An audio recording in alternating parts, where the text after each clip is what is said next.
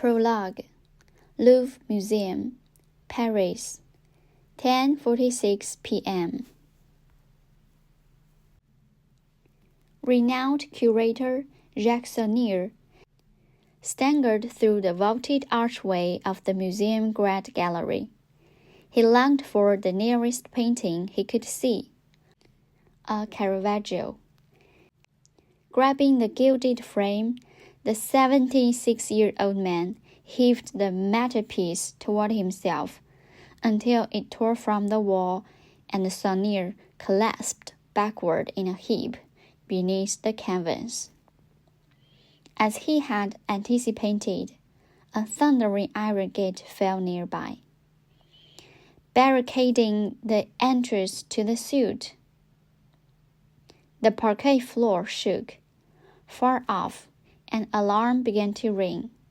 The curator lay a moment, gasping for breath, taking stock. I am still alive. He crawled out from under the canvas and scanned the cavernous space for some place to hide. A voice spoke, chillingly close. Do not move. On his hands and knees, the curator froze, turning his head slowly. Only 15 feet away, outside the sealed gate, the mountainous silhouette of his attacker stared through the iron bars. He was broad and tall, with ghost-pale skin and thinning white hair. His irises were pink, with dark red pupils.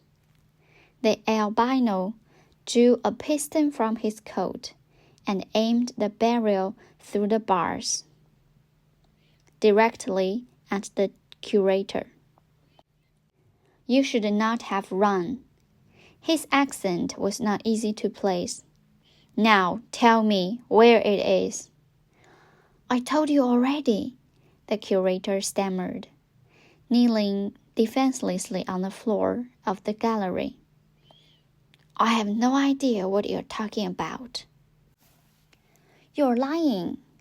The man stared at him, perfectly immobile except for the glint in his ghostly eyes.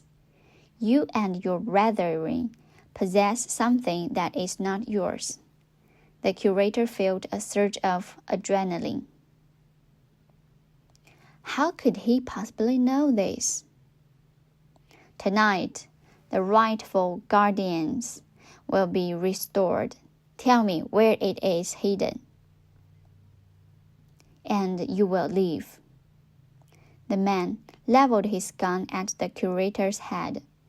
Is it a secret you will die for? Saunier could not breathe. The man tilted his head, peering down the barrel of his gun. Saunier held up his hands in defense. Wait, he said slowly. I will tell you what you need to know. The curator spoke his next words carefully. The lie he told was the one he had rehearsed many times, each time praying he would never have to use it. When the curator had finished speaking, his assailant smiled smugly. Yes, this is exactly what the others told me. Saunier recoiled. The others? I found them too. The huge man tottered. All three of them. They confirmed what you have just said. It cannot be. The curator's true identity, along with the identities of his three seneschals, was almost as sacred as the ancient secret they protected. Saunier now realized his seneschal, following strict procedure, had told the same lie before their own deaths. It was part of protocol. The attacker aimed his gun again. When you are gone, I will be the only one who knows the truth. The truth! In an instant, the curator gasped the true horror of the situation. If I die, the truth will be lost forever. Instinctively, he tried to scramble for cover. The gun roared, and the curator felt a searing heat as the bullet lodged in his stomach. He fell forward, struggling against the pain. Slowly, Sonia rolled over and stared back through the bars at his attacker. The man was now taking dead aim at Sonia's head. Sonia closed his eyes. He saw a swirling tempest of fear and regret. The clink of an empty chamber echoed through the corridor.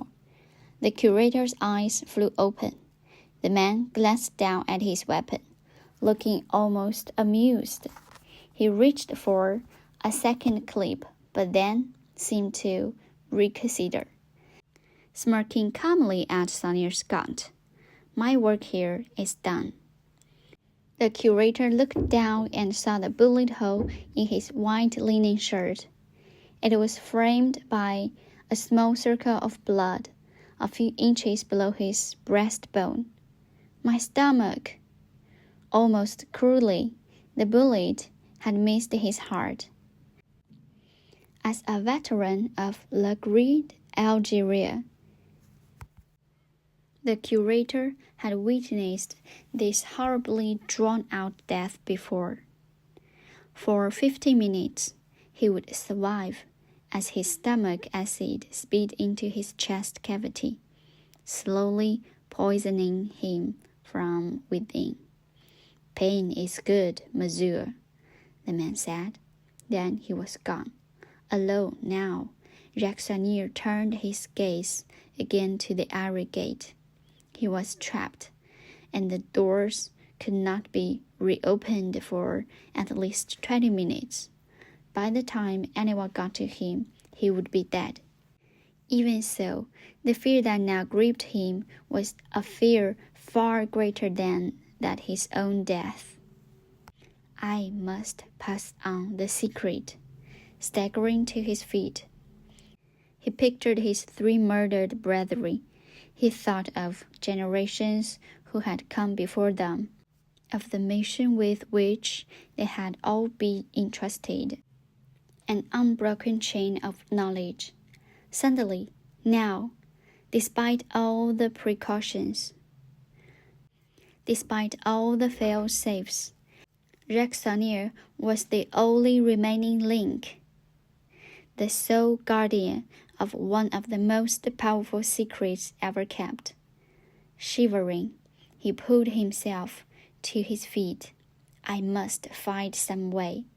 He was trapped inside the great gallery, and there existed only one person on earth to whom he could pass the torch. Sanier gazed up at the walls of his opulent prison.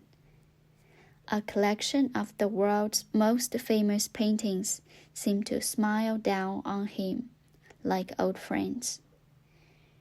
Wincing in pain, he summoned all of his faculties and strength. The desperate task before him, he knew, would require every remaining second of his life.